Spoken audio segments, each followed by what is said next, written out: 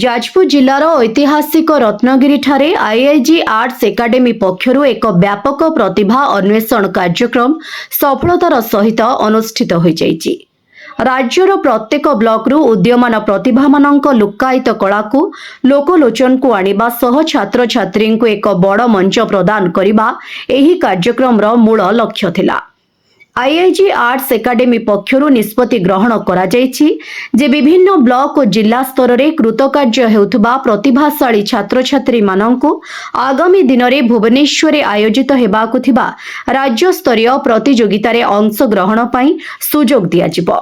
एहा द्वारा ग्रामांचल रे लुक्कायित प्रतिभा माने निज कौशल प्रदर्शन करी राज्य स्तर रे परिचित हेबार सुजोग पाइबे।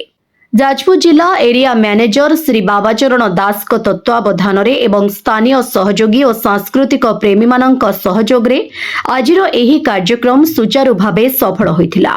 कार्यक्रम रे चित्रकला, झोटी मुरुज, साधारण ज्ञान एवं हस्ताक्षर भली विभिन्न प्रतियोगिता आयोजित होइथिला।